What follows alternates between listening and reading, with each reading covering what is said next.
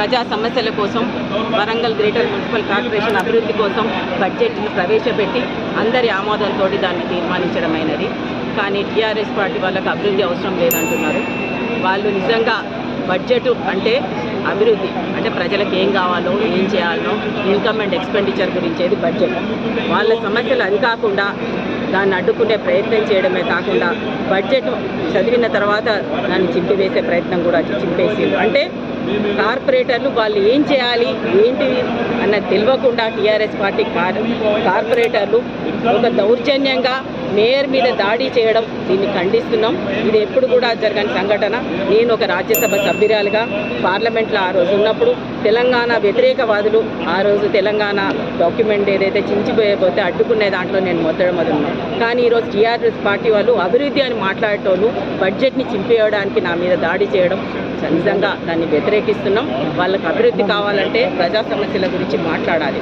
కళాతోరణం అంటూరు మరి ఇన్నేళ్ల నుంచి కళాతోరణం గురించి ఎందుకు మాట్లాడలేదు? కావాల్సే రిప్రజెంటేషన్ ఇవ్వాలి, వాళ్ళ గలం ఇప్పాలి, వాళ్ళు మాట్లాడాలి. గతంలో ఎన్నోసార్లు వాళ్ళకి నేను ఇదే మేయర్గా నేను అక్కడ ఉన్నాను.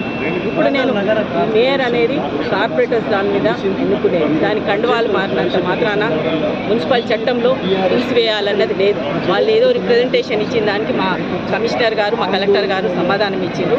నేను కార్పొరేటర్స్ ద్వారా ఎన్నుకున్న మేయర్ని వాళ్ళు తీసివేయాలంటే తీసేయడం, కూర్చో అంటే కూర్చొని, దిగమంటే దిగమని, బడ్జెట్ పెట్టద్దంటే పెట్టవద్దు అనడానికి వాళ్ళకి లేదు, వాళ్ళకి హక్కు లేదు. ప్రజాస్వామ్యం మేయర్ అనే వ్యక్తి అందరికీ సమానంగా అందరికీ ఏదైతే బడ్జెట్ని ఆమోదిస్తేనే రేపు ప్రజల సమస్యలు తీసేయడానికి అవకాశం ఉంటుంది. కాబట్టి ఈరోజు బడ్జెట్ పెట్టి ఆమోదించుకోవడం జరిగింది. అందరూ కూడా మా కార్పొరేటర్స్ అందరూ సహకరించిన కార్పొరేటర్స్ ఎక్స్ ఆఫీషియో మెంబర్స్కి అందరికీ కూడా హృదయపూర్వకంగా ధన్యవాదాలు తెలియజేస్తున్నాను.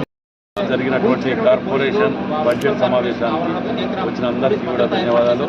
మరి ఇవాళ నిజంగా కూడా చీకటి ఒప్పందం టీఆర్ఎస్ బీజేపీ మధ్యలో ఒప్పందం బట్టబయలైంది. ఇవాళ మరి బడ్జెట్ సమావేశంలో వాళ్ళు చేసిన రాధాంతం, పోడియం మీదకి పోయి మేయర్ గారిని చేయబట్టుకుని నెట్టేయటం ఎంత దౌర్భాగ్యం అంటే, మరి నిజంగా మీరు కూర్చొని మాట్లాడితే ప్రతి ప్రశ్నకు మేము జవాబు చెప్తాం. మీకు ఇనే ఓపిక లేదు.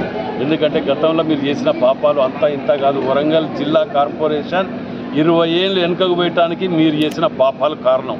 ఇవన్నీ బయటకు వస్తే చర్చిస్తే అనే భయానికి బీజేపీతో అక్రమ సంబంధం గతంలోకి వెళ్ళి మొదటికెళ్ళి మొత్తుకున్నా నేను. గత 5-6 ఏళ్ళకెళ్ళి గల్లీలో వీళ్ళు ఢిల్లీలో వాళ్ళు ఏదో రాధాంతం చేసి ధర్నాలు చేస్తాను, మీ మీద మేము కొట్టినట్టు చేస్తాం, మీరు ఏడ్చినట్టు చేయని చెప్పి ఇవన్నీ చూసినాం. ఇవాళ బట్టబయలైంది. మీకు ఏ ప్రాబ్లం ఉన్నదో చర్చించండి, కూర్చోండి. ఇది సమస్య అంటే దానికి జవాబు చెప్పకపోతే మీరు అడగండి, నిరసన తెలపండి. ఇవాళ మీరు నిరసన తెలుపుతారు. పని అయిపోయింది.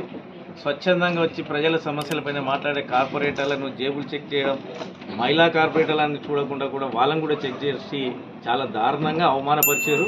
దీన్ని ఇప్పుడు కౌన్సిల్ అవుడుతోటే కమిషనర్ గారిని మేయర్ గారిని నిలదీస్తాం,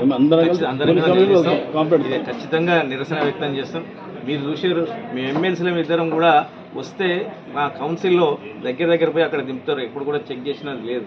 అట్లాంటిది ఈ పోలీసు వాళ్ళు గేట్లు వేసి వాళ్ళ బండ్లు పెట్టుకుని తాళం వేసేసుకొని చెక్ చేసుకుంటా, పేర్లు ఇచ్చి చెక్ చేసుకుంటా పంపించే పాలన ఈ కాంగ్రెస్ పాలన, ప్రజాపాలన పేర్ల మీద దౌర్జన్య పాలన నడుస్తుందని ఈ సందర్భంగా తెలియజేస్తాం.